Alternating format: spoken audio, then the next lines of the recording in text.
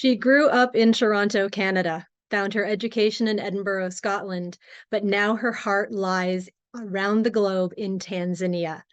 Her passion project, the Olive Branch for Children, now services more than 50 communities, bringing healthcare, education, and sustainable business opportunities, supporting more than 250,000 people each year.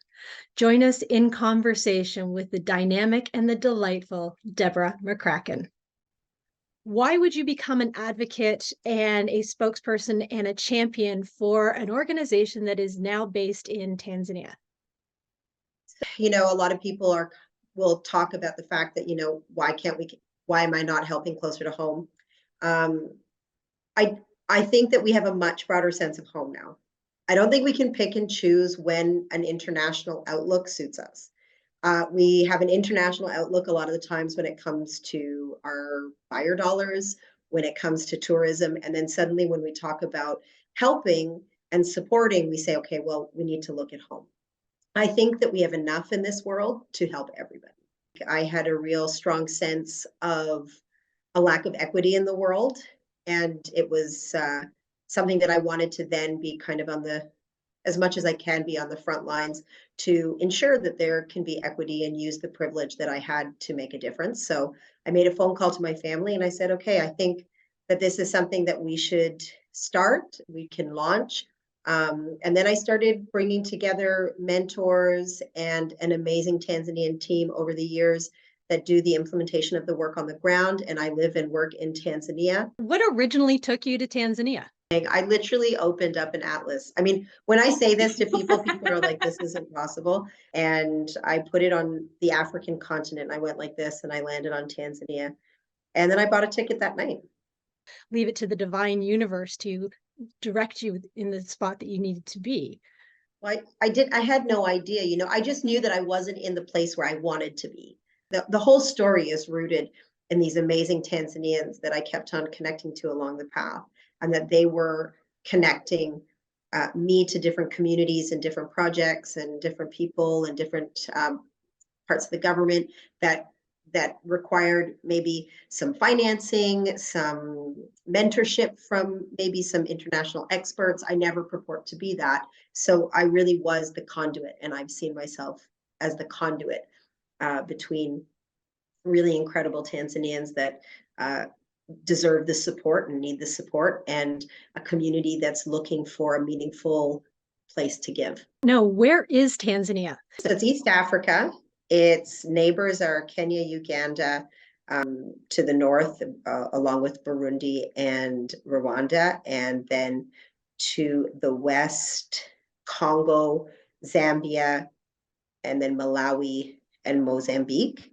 It's bordered by the Indian Ocean.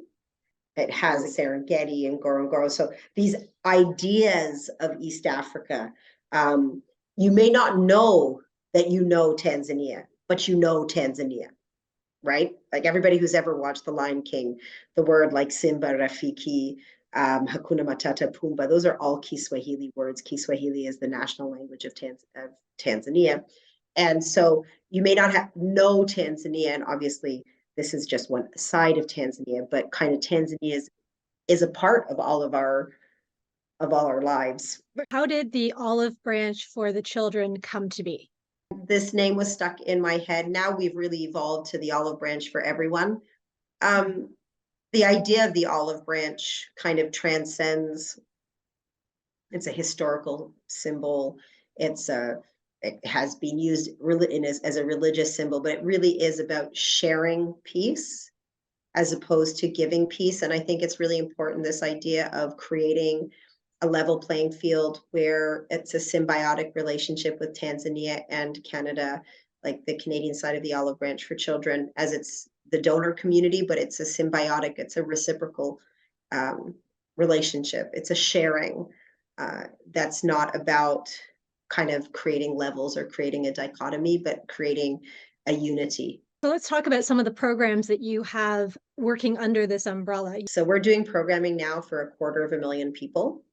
So 250,000 people per year. Our education programs are multifaceted. We have an early childhood outreach education programs. So we have over 20 Montessori outreach schools in remote communities. We've trained teachers and community members in Montessori pedagogy. We provide the materials, we provide the ongoing professional support, and have constructed the buildings. And that's serving on average about 2,500 to 3,000 students per year. We have mobile libraries that serve 15 different communities and 2,000 students per week. So on the back of bicycles, our facilitators bring books into primary schools and into our early childhood education facilities to get kids connected to books, since increasing literacy is one of the best ways to improve academic outcomes. We have our academic support programs. So we support students from early childhood education all the way to finishing their degrees. Currently, we're supporting 24 students at university. So it's very broad when we talk about education, what we do. We really look at education from the first time that a child sets foot into a school and what that means and what kind of experience that can set that student up for success, and then all the way through until they complete their university degree. Have you had a child go through the program from start to completion, and where are they at now? Well, we've had quite a few. So the one who's come from the beginning to now that has finished, well, we have two, and they both work for the Olive Branch. Imagine that. I mean, that's the sustainability plan, right? So Absolutely. one of them completed her degree in science with education, and one of them completed her diploma in human resources. And the two of them are now working for the Olive Branch for Children. Present an opportunity for someone to be educated and to kind of go through their academic journey, that there's no strings attached. It's about, supporting them along their journey and ensuring them that they are secure and that they can focus on their education and on their future. So right now, the government in Tanzania doesn't have a really robust program to advocate and support older adults. So we do at-home deliveries, occupational therapy, and a lot of interventions to support older adults. But, a lot of international organizations run parallel programming. The Olive Branch for Children is really involved in running integrated programming. So working in partnership with the government, you can't run in conflict with the government. You need to be listening to their needs. You need to be meeting those needs, and you need to also allow the incredible people in positions of authority like the social welfare office to make the decisions on who needs the support, because they have a much better idea of that. Your passion comes through when you start speaking of the empowerment that these communities have because of this organization. What about the environment? So the climate, the changes that are going through worldwide in that respect. A few years back, we did a check-in with it ourselves and looked at the communities that we were serving and did some pretty extensive community assessments. And it was clear that climate was having an impact on the communities, on the capacity for people to farm, on the capacity for people to access water. And, we decided, okay, this is something that's really important that we add in our portfolio of programs. A lot of these programs have to have dual purposes, right? So we launched a beekeeping program. So bees are so important to revitalize communities, revitalize the environment, but they also serve an economic purpose, so that they can harvest the honey, sell the honey, and then and the beeswax, and that they can kind of have this fusion of things that help revitalize their communities, whilst at the same time can elevate their economic security, or can ensure their economic security. We've done reforestation programs, and those reforestation programs have been, again, dual purpose. We've planted fruit trees that are common in the area, and these fruit trees can produce fruit that the communities can sell to subsidize community programming and to improve the nutrition of the area. And also, we've been planting slow growth indigenous shade trees that are, again, serving the environmental purpose. So if we just come with slow growth indigenous shade trees, communities may not have had that buy-in. And these were all the ideas that came from our Tanzanian team. Like, we need to make sure that we're kind of connecting to people, presenting them the value of preserving the environment, but that there's also a financial reward.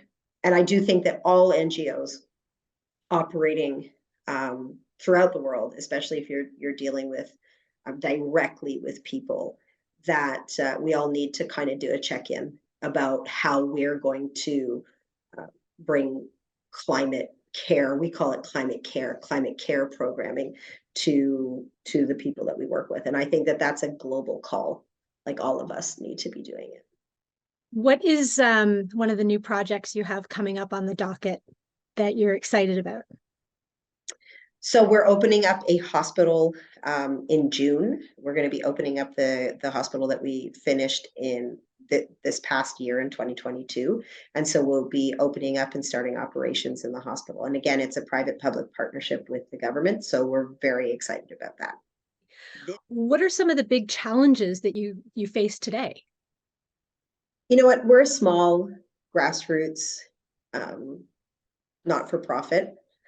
We are operating in a part of the world that a lot of people have never heard of. So a lot of the challenges that I've faced has been to make this part of the world pertinent to people, or at least the idea that community-based programming can work, can be financed, and be effective by Canadians or by people around the world. I mean, the challenges have been there's been a variety of challenges, but definitely I think just creating that resonance with people and saying that this is important, and trying to broaden people's idea of who their neighbor is, and who are we as an organization.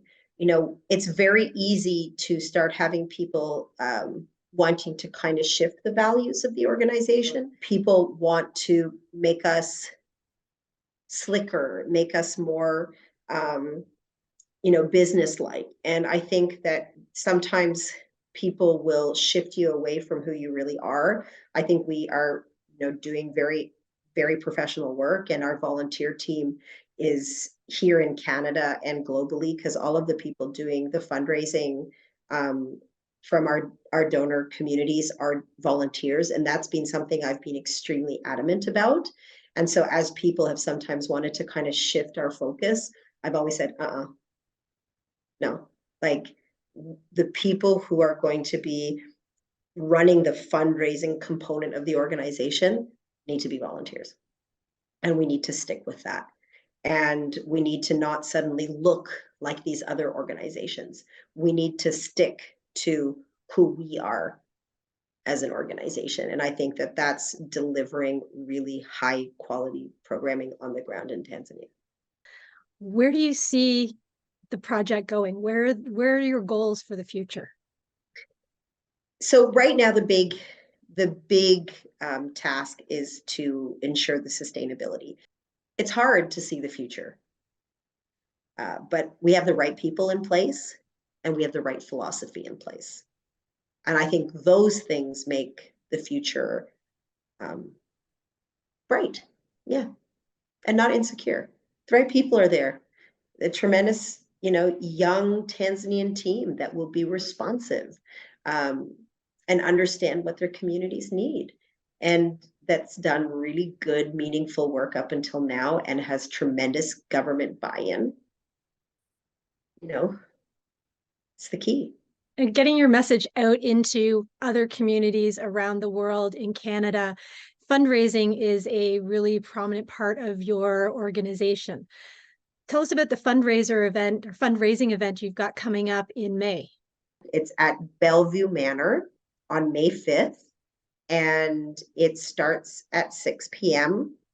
It's being put on by an amazing group of volunteers who are just working tirelessly to bring a great, fun night to people, and to just re-energize and bring people together. It's being sponsored by Liuna 183, and we're really lucky to have them as our platinum sponsors for the event.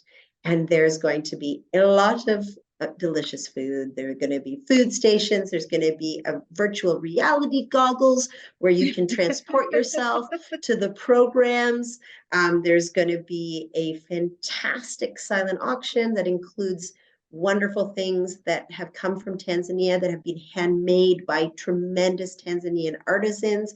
We have our African craft market, and that also includes some more handmade African items, especially gorgeous earrings made by the artisan women, supported by the Olive Branch for Children. They make tremendous earrings. I should have been wearing some right now. You talked about the VR tables or setup, goggles that you can put on. And you said it takes you to the programs. Are you talking about the programs in Tanzania, or are you talking about just VR programs themselves? No, the VR. So we have, I'm hoping it'll be more than one, but it may be just one. We'll see. VR goggles where people will get the opportunity throughout the night to transport themselves to some of our programs in Tanzania. And it's something that's being donated by one of our partners called Filmmacher Deutschland. And they came out and donated the videoing. Professional videographers and photographers came out and did tremendous work. And then they've also donated the VR goggles. So it's really cool. And of course, this is symbolic. We come together to enjoy each other's company, to learn, to share, and to have fun. And that's fine. But it's about coming together and saying, okay, well, we're unified to support the Olive Branch for Children and to help the Olive Branch for Children continue to make a huge difference in so many people's lives, day in and day out, and to support incredible Tanzanians doing the work, and to believe it's like a witness. It's a belief in the power of community-based grassroots work and the power of volunteers.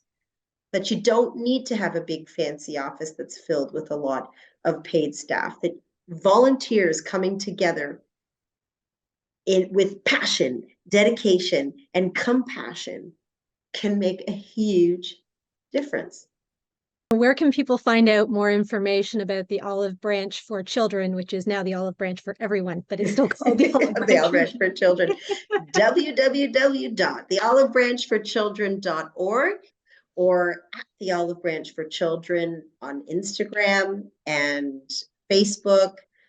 We tend to have quite a good social media presence, and our Instagram, gosh, what is it even called? That layout, whatever it is, the Instagram page has really good information that runs you through the programs, and as does our Facebook page. Our website is robust and has a lot of information and we tend to keep it up to date as well, or we hopefully keep it up to date. Yes, I'd say go there and reach out. If you have questions, reach out. Our info at the Olive Branch for Children .org. You can email us, and we're happy to answer whatever you guys want to ask. Any last words of inspiration or advice? Well, I think that we can create the future that we'd like to see. And, we owe this world. This world doesn't owe us anything. We owe it something. And we need to be the people who advocate for equity. We cannot sit and rest on our laurels and think that equity and justice is something that's just going to happen. We need to make it happen, and we need to be on the front lines of making it happen. We can be advocates for positive change, and we can fight for a better world. And it is something that's within our grasp if we're prepared to do the work. We can't just talk about it or dream about it or think about it. We need to do something about it, and we need to be elevating the people who, in a lot of situations, are better fit to be the faces of it as well. I think it's also super important to remove ego from all of this. We're not and should not be doing good work so that people see that good work. We should be doing the good work because it needs to get done. Thank you so much for spending time with us today. I really appreciate you taking time to sit and chat and be in conversation with me about your project and about the transformation that you've gone through over the past 20 years that brought you to Tanzania and what you've been able to bring to the folks on the ground there. And in a way to sign off that is Tanzania, would Hakuna Matata be Hakuna Matata. Yeah, Hakuna Matata. Asante sana. Thank you very much.